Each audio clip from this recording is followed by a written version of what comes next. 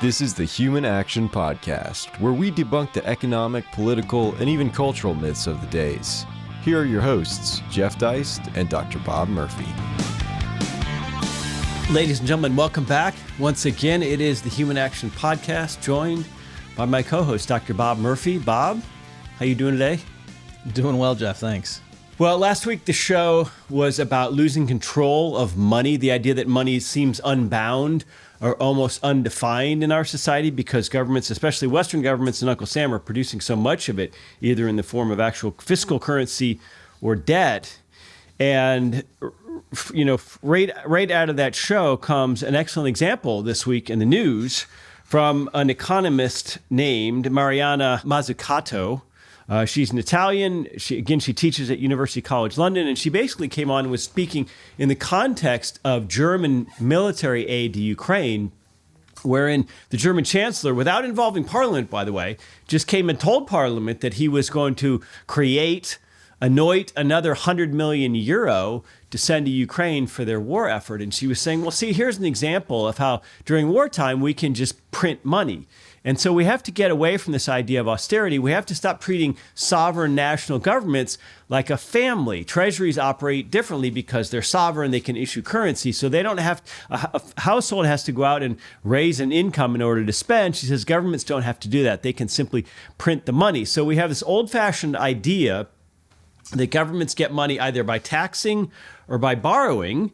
And according to her and Warren Mosler and some other people in the modern monetary theory movement, that's not true at all. Governments have the ability to simply produce currency in electronic form or physical form at will. So let's go ahead and take a look at the clip real quick, and then we'll come back. This whole notion that you run a government like you run a household and you actually have to earn tax revenue to even be able to spend, and otherwise you have to, do austerity is a complete myth. Governments create money all the time. We do that for war. I mean, look at what happened in Germany recently. Overnight, they created 100 billion euros for the war effort. So why do we actually treat our social problems around health, around public education, public transport, climate change as urgently as we treat climate? And then use tax to redistribute in a progressive way, not a regressive way, and to steer the economy to be more inclusive and sustainable. That should be the question, not nitpicking on one number. So, Bob, watching this, I was reminded of the old idea of greenbackers, and I searched around a little bit. You actually wrote an article back in 2012 for the American Conservative talking about the greenbackers around the Civil War period in the 1860s who issued a bunch, the U.S. government issued a bunch of unbacked paper notes to fund the Union war effort. But we can even go back to the Revolutionary War. The Continental Congress issued Continentals. Those didn't work very long. People didn't accept them, so they went out and borrowed from the Dutch government. They borrowed from U.S. creditors. They borrowed from the French government. But nonetheless, there is this long-standing idea that sovereign governments can print money. They don't have to borrow it, and they don't have to tax necessarily to get the money they need to buy the things they want. Well, yeah, you're right. And just for people who aren't familiar with those historical episodes, there's the phrase "not worth a continental," which, arose because, the currency got debased so much in the so-called Civil War of the United States. People are pretty aware, I think, that the Confederacy just started printing money when they got desperate near the end and trashed their currency. I think the prices rose something like 9,000% in the southern states during the course of the war. But even on the Union side, I believe prices rose something like 75%. And again, it's because this was an era where the dollar was defined in terms of gold or silver. And so, but that all went out the window during the war. And this is a theme you see both on the left and right, where economists will say, oh yeah, tying the monetary unit to the precious metals, maybe in normal times that makes sense. But, when there's an emergency like a war, then everything goes out the window. And we saw that, in the clip where progressives understandably want to link it and say that, hey, if the right all of a sudden understands priorities when it comes to funding wartime efforts, why can't we use the same urgency when it comes to climate change or fighting poverty? Right. Everything's a war. Inequality, racism, climate change, transphobia, housing. January 6th was an insurrection. Yeah, right, it's always, everything's a war. Right. So if everything is a war, we should be on constant war footing. And that includes a wartime economy. So after hearing this woman's remarks on BBC, I wrote a quick article this week, to which we shall link, called A Permanent Wartime Economy. And I brought up this idea that there's a whole segment of economists who think there really aren't natural limits on government spending other than, let's say, hyperinflation. And so in her brief remarks there to the BBC, she is channeling Warren Mosler, who's someone, Bob, you've gone head-to-head with, I know, in a debate. And also you sent over to me a PDF of his 7 Deadly Innocent Frauds of Economic Policy, which was interesting. And he starts off with this whole idea that, we have a false notion that governments need to get money from people in order to spend. He says it's the other way around. As a matter of fact, governments produce money. That's how people get money. They send some of it back in the form of taxes. But if it weren't for government either borrowing or producing the money in the first place, it wouldn't exist. And so I guess we could say that Dr. Mazzucato is an MMTer or a Moslerite. But it's interesting to me that Mosler brings up this idea that taxes aren't really necessary to fund government for the aforementioned reasons, but they are necessary as a brake on the economy when it overheats, or I guess in times of a downturn, we could reduce taxes and keep more money in private hands. But he's viewing income taxes, or I guess taxes in general, purely as a regulatory mechanism on people's conduct. And I guess that's refreshing in a sense, that progressives are willing to own up to that. Right. So you're right. There is a sense in which there's a frankness of it. Like there's, hey, they're just being quite transparent about what their motivations are, because Thomas Piketty did the same thing, in his book, Capital in the 21st Century. Well, is either that one? Yeah, I think it was that one, where near the end where he starts talking about his proposals for what he literally calls a confiscatory income tax, and then even a wealth tax too. And he says the tax rates of the level I'm advocating, it's not to raise revenue, it's to prevent certain people from having too much money, right? Obviously, he openly says that, and So there is a certain candor involved where they're saying, we have a printing press. It's not that we need to raise the money for valuable programs, and taxes are this regrettable necessity. No, we can just print the money to pay for what we want. It's to make sure. And this clip you just played from the BBC there, the economist, she was openly saying that this is about social policy. This is to redistribute wealth. Some people we think have too much and others need. So that's what the point of it's more targeted. In other words, just printing money and spending things, you might not be able to get the outcome you want. And so you have to have the ability to go in and just take money from people too.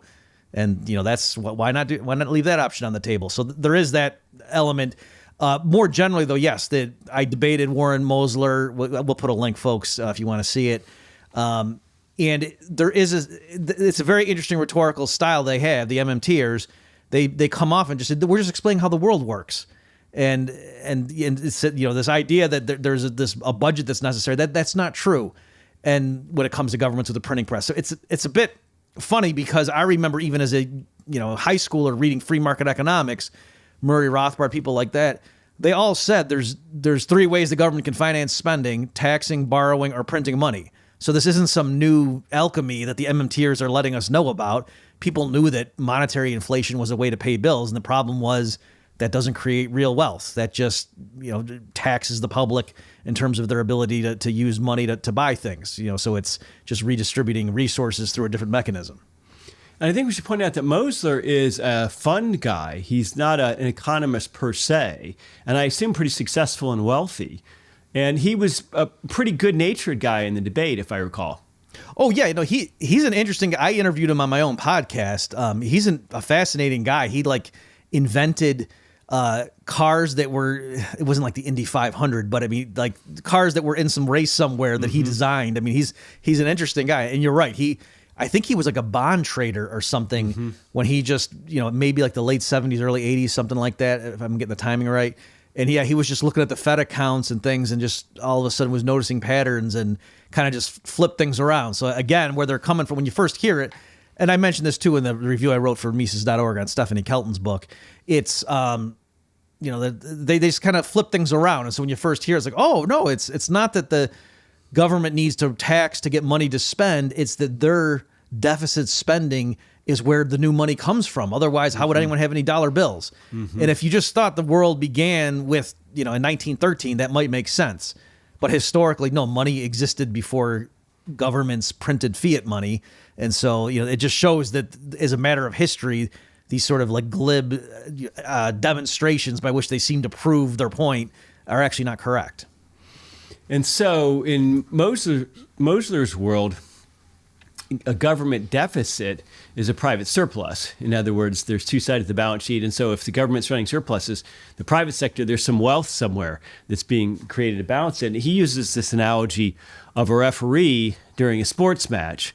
He says, when a retiree gets their Social Security check in the electronic age, we just credit $2,000 to their account. And we just assign them $2,000 worth of points, almost like in an NFL game. You kick a field goal, the referee assigns you 3 points, right? He doesn't have to go borrow the 3 points from a pool of points owned by the NFL that reduced the overall pool by 3 points. No, he just assigned 3 points anew. And so the break on all of this, according to the MMTers, and let's be fair to them, I want to use the term fiscalist, the idea that you use fiscal policy instead of monetary policy. The idea here is that unless we have really severe price inflation, we ought to be running government printing presses to pay for all kinds of good and happy and salutary things, like Social Security benefits for people, like houses for poor people, like AFDC and WIC for poor people, like missiles or tanks or whatever for Ukraine. And so absent serious inflation, we should be doing this. And Mr. Mosler's pretty upfront, and he says, well, look, this isn't something we should have to kick in during a slowdown. He said we should already have government running at a high enough level and printing at a high enough level that the slowdown simply doesn't occur in the first place, or if it does, it's minor because we're already at this sort of optimal level of government. I guess the question, and I don't know if MMTers or Moslerites or Greenbackers have ever addressed this. Maybe you know, Bob. But what about deflation? In other words, the question is not only do we have significant price inflation or even hyperinflation? The question is, what would prices be absent monetary and fiscal intervention by the state or by the central bank? And in fact, they may be quite deflationary, which you and I would view, again, as a salutary thing. A lot of economists wouldn't. So has anyone ever addressed the idea of falling prices in this mindset? So off the top of my head, I can't remember an explicitly MMT person talking about a regime, where there's, quote, good deflation, by which you mean gently falling prices. I think in their framework, if I were going to steel man the MMT position, they would say something like, yeah, so long as there was full employment, that's fine. You could imagine if, expectations were such, everyone saw it coming, blah, blah, blah, that prices were gently falling. And as long as there's full employment. But what we're talking about is we know in practice in the real world that there's massive periods where there's high unemployment, resources are idle, and that's clearly a waste. There's, the capitalist system's not functioning well. And that's, when there's a role for the government to come in and fill the gap. So I guess from an Austrian perspective, what I would say to that possible stance is simply that those boom bust cycles don't come out of a vacuum, that it's because of prior government intervention, monetary expansion, inflation, credit inflation, pushing interest rates to artificially low levels that causes an unsustainable boom that then gives rise to the bust. So they're not just, there's this crazy, quirk in the market economy, we're coming in to patch it. It's what we're seeing is the symptoms from the previous, quote, medicine that the, MMT camp wants to double. So, that's what I would say. So to your point, yes, Jeff, if they would just stop meddling and let truly free market money and banking prevail, then you wouldn't see these massive boom bust cycles anymore. There wouldn't be something that, quote, needed to be fixed. Well, also, if government is printing money in large amounts and purchasing things, it's not increasing the number of resources or the amount of wealth available in the economy. It's just producing more currency, more money, electronic for the most part. So how does that distort the way real resources and real wealth are allocated? It would appear to be highly inefficient in that government is making the spending decisions, deciding whether to send that to Ukraine or little old ladies or housing for the poor or whatever, as opposed to the marketplace. So we would imagine that there's all kinds of economic inefficiencies in the allocation of resources and real wealth as a result. Do they acknowledge this? Yeah. So when I had Mosler on my show, and again, it was very friendly, and I don't think I fully responded when you asked before. Yes, Mosler himself is extremely charming, we were chatting before the debate we had at Columbia, and I actually had to walk away because like no, he's gonna I got to be a tough eye of the tiger going into this thing.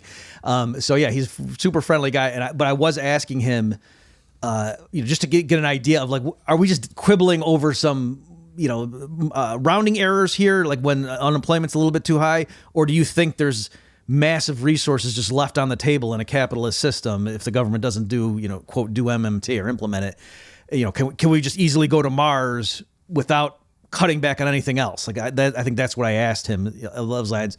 And so I don't know. I don't remember if he literally said yes, like free trips to Mars, basically, with all the surplus that we're not reaping. But he was in favor of a basic job guarantee, that he wanted the federal government to just say, I forget what the number was, but like a livable salary, and people just show up and, it's like, I guess they can't be drunk or something, but otherwise able-bodied people show up to work. I don't even think they have to be able-bodied. Just show up and, they have this guaranteed job. And he thought that would promote all sorts of efficiencies, in particular, because his concern was during a recession, when people get laid off and they're out of work for a while, then all of a sudden they're untouchable. That employers start thinking, well, how come you've been out of work for 8 months? And so that was the kind of like, big problem and inefficiency in the market that he thought somebody who, because they say MMT is always right. It's not that a government does MMT or not. It's like saying, does the government do physics in their mind, but properly appreciates the lessons of MMT. That's the kind of thing he thought they could salvage. So there's lots of, I guess, slack in the labor market that would no longer be wasted. So it seems their rebuttal to austerians like us is always that, look, MMT is just descriptive.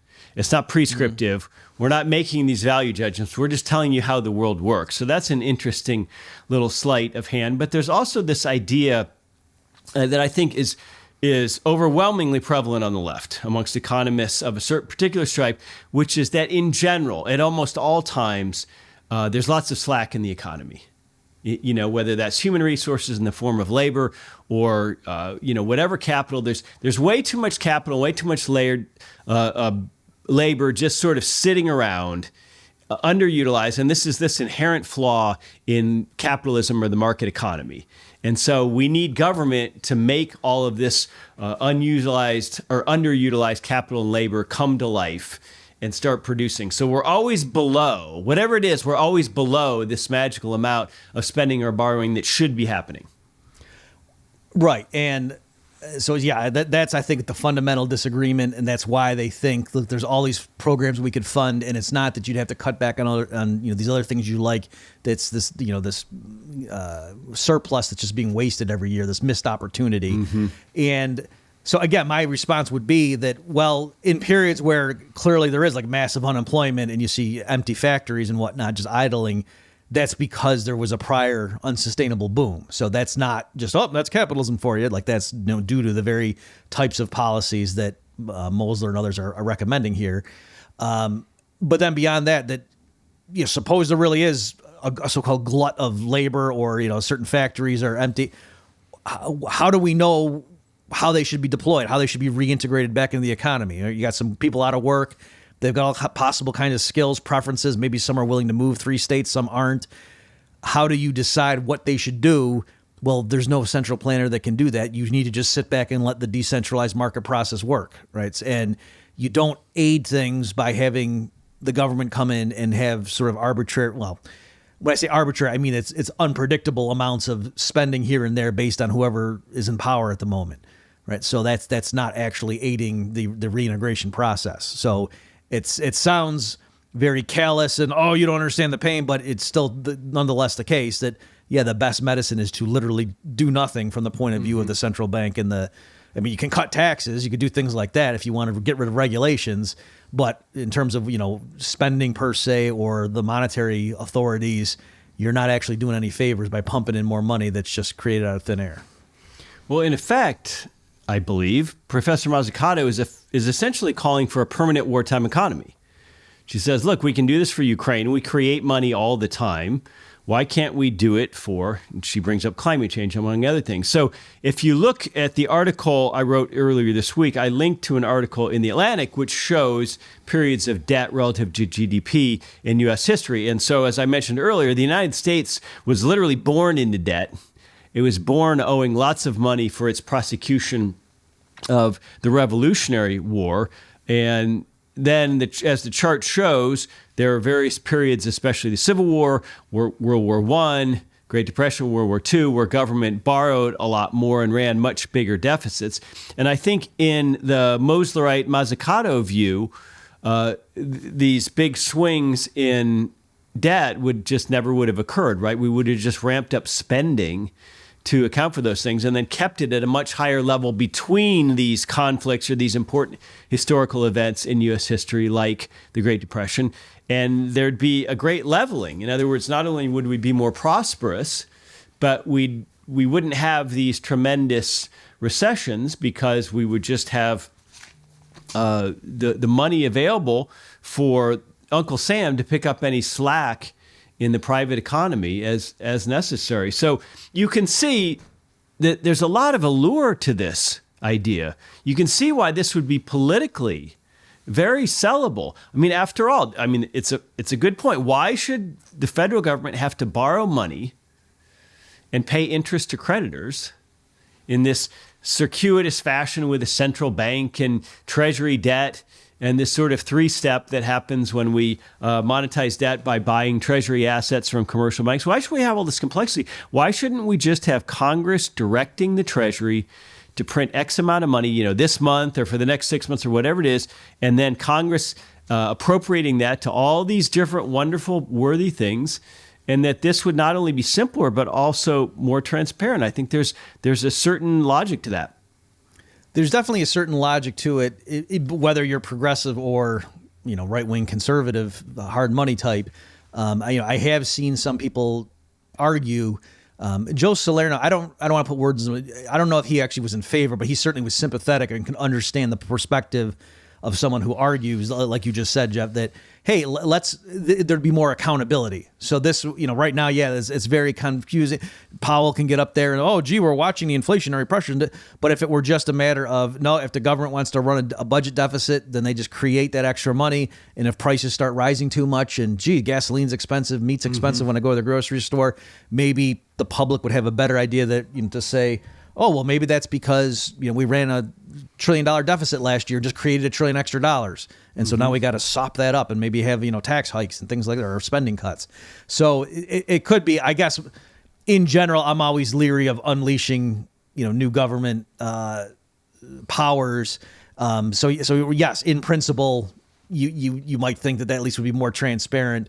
But, I guess that's sort of like saying, well, why don't we make somebody a dictator? And then whatever happens, we know it's that guy's fault. And there's pros and cons to that kind of approach. It would be interesting to have someone running for Congress where you live, and one of their policies or positions you could ask them about would be like, what do you think about the spending for the next 3 months or the next 6 months or whatever, as opposed to, as you said, like, we don't feel like we have any control over what central bankers do and their dance with the Treasury. That all seems very far away and faint. But there are more recent examples of what we could call modern greenbackers, right? Bernie Sanders, in a sense, has run on a platform of printing as opposed to borrowing. And so I believe Dennis Kucinich, who was in Congress up until not all that long ago, was also a greenbacker in that sense. So I'm not sure that it would be any worse than the system we have. The danger, as you point out, is we'd end up with both,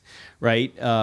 We'd end up with Congress allocating money, and we'd still end up with the Fed and the Treasury doing what they do. But I just wonder, where does this all go? I mean, do you think that fiscalism or Moslerism is going to gain traction, or do you think, for example, we're going to enter an inflationary period in the 2020s that makes everybody really leery of this, and we actually do have people who can identify the fiscal stimulus of the early COVID years as the source of our higher prices and our woes? So I do think that this framework, this way of explaining things just matter-of-factly, to me, that does seem like it's spreading, and I think it's going to keep capturing more and more people. In other words, that you mentioned this in the article that you just wrote on this, that what that Italian economist in the BBC was advocating was a pretty radical position, even like for people who don't know, like even Paul Krugman has battled with the MMT people and, thought that, oh, wow, they don't understand basic economics here. These people are crazy. But when the way she said it's just matter of factly, and it does sound like, oh yeah, the government can do stuff that a regular business or household can't do. So maybe that gives it all sorts of abilities, and the laws of economics don't apply, or different laws apply. And it does seem to me that framework is catching on, and now it's becoming just more and more standard for people to talk like that, and it's not considered this fringe kooky perspective. So I do think that is going to sweep. Now you're right that for a while there with the rounds of QE and there was no, CPI wasn't blowing up and people were, running victory laps against guys like me who had been warning about, watch out for the dollar here. Since the large price inflation of the last 2 years, I think some people have gone back to, oh yeah, maybe we just can't print our way out of this. Maybe there is some limit here. And it's hard for me at this point to guess which way it's going to go. I think, unfortunately, the fiscal hole is so deep, they're going to have to try to print to get out of it. And then it's going to be kind of the worst of both worlds, where they're going to slash spending and that's going to cause pain. And they're going to let, the economy run hot, as they say, euphemistically. Well, in a purely semantic sense, the first of the 7 deadly innocent frauds of economic policy that Warren Mosler identifies, he's right. Governments don't need to tax or borrow money to produce money. They don't need to. And that sovereign governments never need to go insolvent. They can pay their bills. They can pay their debts to the end of time, as long as they're not overthrown or have some sort of civil unrest or something. So that's true. But let me give you a nice example from World War II. Some of you may know a guy online named Peter Schmidt, who tweets a lot under the 90 Tours, and he's someone familiar with the Mises Institute. And he gave a nice poignant example of during World War II, the Germans had spent incredible amounts of money, deficit spending, in order to build up their military armaments. And they had at the time the most advanced fighter plane called the Me-262. But what they couldn't do, no matter how much money they created in the economy during the war, was get enough fuel to fly the planes. So this is a nice example of there's a resource constraint, not a money constraint, to how you operate an economy. And as a result, they were actually using oxen to pull these planes into position from the hangar to get them ready for takeoff, to save the fuel they would need to burn to run the engines from the hangar to the takeoff position. So all of a sudden, this brand new high-tech fighter plane needed a very low-tech form of transport. So it's, the limits are not on currency. The limits are on resources. So when the Chancellor of Germany announces that the German government is going to provide an additional 100 billion euro for, I believe it's 100 billion, excuse me if it's 100 million, but I thought it was 100 billion euro for the Ukrainian war. It's got to be billion, right? 100 million would buy 5 bullets. Yeah, okay. Well, it's a new world, Bob. If you go to 7-Eleven, everything went up. That doesn't create any new planes. It doesn't create any new missiles. It doesn't create anything that the Ukrainian fighting forces actually want. It just creates some new euro. And as I point out in the article, they can print euro to stack from here to the moon starting today, and that in and of itself won't create any new goods or services. So all that said, the idea of wealth being the productive portion of the economy, the ability of an economy to produce things, at the heart of that, Bob, is Say's law. And I would say that Say's law, the idea that production precedes consumption, and the idea that production creates its own demand. This is from the French economist Jean-Baptiste Say. The idea being that your own production, you go out and work at a job and you get a paycheck, let's say, your own production gives you the ability to consume because then you get that paycheck.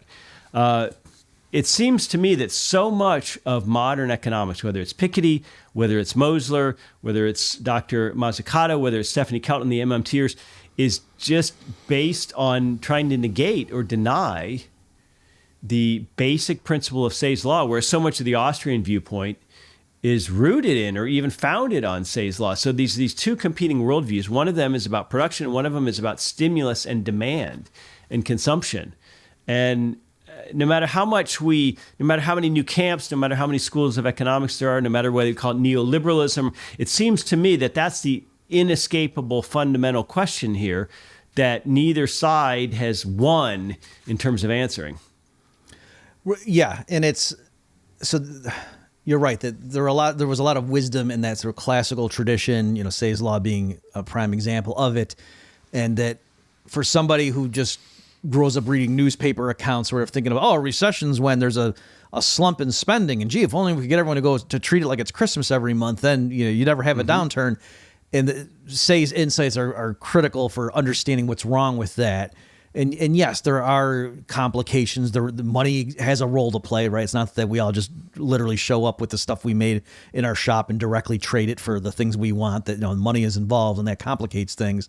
But it doesn't change the fundamental lessons from the insights of Say and others like that. It's because again, like I said earlier, Jeff, there's this sort of switching back and forth. I don't want to say bait and switch because it makes it sound like they're doing it intentionally. I don't know if they are, but on the one hand, the MMT camp said, look, we're just making the basic point that governments, they don't need to, they won't bounce checks, right? The U.S. Treasury, it never needs to worry about not having enough money. The Fed can just create it. We're not saying that magically, makes more oil available or so forth, but we're just saying that's not the issue. Okay, but again, economist Murray Rothbard knew that. It's not that this is a revelation. And also, too, strictly speaking, a family household, a husband and wife sitting down saying, oh, gee, we're looking at the budget here. We just don't have enough. The guy could say, I'll just put on a ski mask and go rob the convenience store down the street. So who says that we need to go get a new job? No, we don't. That's just an art of... And so did he contribute to the conversation by saying that, by pointing out that technically the real constraint is that eventually people come and throw me in a cage? It's not that we have to satisfy our budget constraint. No, that's goofy, right? And so likewise... Yes, strictly speaking, it's not running out of dollar bills. It's the fact that the government is reallocating resources. If they print money, that's taxation through another means. And so ultimately, the more the government spends, the less is available for the private sector. Those trade-offs are going to be there no matter what. That's the lesson. And sure, if for somebody who doesn't know how it works, if you point out that strictly speaking, they can print money, fine. But that doesn't really change what the essence of the trade-offs are. Just like, again, the couple sitting there, it's not really helping to point out, well, technically, we don't even need to get a loan. I can just go, rob a store. Yeah, that's a true statement, but that doesn't really alter what the economic realities are. And certainly, we don't want to tell people, just go rob stores, and that's a way to get around this constraint that you thought was, existed last week. So likewise, just telling governments around the world, just print money. Stop thinking that you need to balance your budget, at least in the long run. That's actually going to make things worse. Well, we'll wrap this up, but it's interesting that as Austrians, we oftentimes talk about descriptive economics versus prescriptive. And yet what the MMTers and Moslerites are doing is descriptive of what governments can do. It's not necessarily descriptive of the underlying economic reality. Per Byland likes to point this out. I mean, what's the underlying reality? What's the actual resources? What's the actual wealth involved? So in that sense, there's something very strange and semantic about us. And when even a Paul Krugman has his doubts about the program, I will point out that he quieted down quick because he was savaged as an older white guy for sounding condescending to Stephanie Kelton, who is the leading light of MMT. She's a younger female economist. And so he got beat down, with this idea like, economics is full of these old white dudes and they want to tell us all how the economy works. And that's not true. And he shouldn't be mansplaining to her. And so I've noticed that the only female economists which are advanced or forwarded in popular culture or in mainstream media, that you have to be left-wing. I mean, you look at Lael Brainerd, who's about ready to leave the Fed. You look at Stephanie Kelton, Janet Yellen, of course, was celebrated, Christine Lagarde at the ECB. Females who are of the more right side of the equation or more free market, look at Judy Shelton. For example, she had some small appearances on Fox during the Trump years, but she was absolutely savaged in the financial press for daring to say some slightly good things about gold and questioning whether the FOMC at the Fed could really had the knowledge to figure out how to set interest rates. So she questioned interest rate setting policy, and that alone was enough to have her just absolutely savaged and dismissed. So this idea that female economists are advanced on platforms like the BBC. Well, that's true if they say the right things. Judy Shelton's not part of that circle. She's not from Wharton, Oxford, Harvard, Cambridge. She's from University of Utah. And in these BBC economist circles, that's like being from Mars. So let's not kid ourselves about what kind of females are actually acceptable in the economics mainstream. It's only the ones who toe the line. So all that said, Bob, we will provide a link to your interview with Warren Mosler. We will provide a link to this article, A Permanent Wartime Economy. And I think if you give Mosler a chance and read him, you might be surprised at how the level of clarity there seems to be on the surface, and how maybe we are just sort of talking past each other, as Bob suggests in his remarks to Mosler. So, Bob, I want to thank you for joining us. Oh, I forgot. We'll also link to your 2012 American Conservative article on greenbackers, and let people digest some of this. And we will be back next week with another episode of the Human Action Podcast. Thanks, and have a great weekend. Check back next week for a new episode of the Human Action Podcast. In the meantime, you can find more content like this on Mises.org.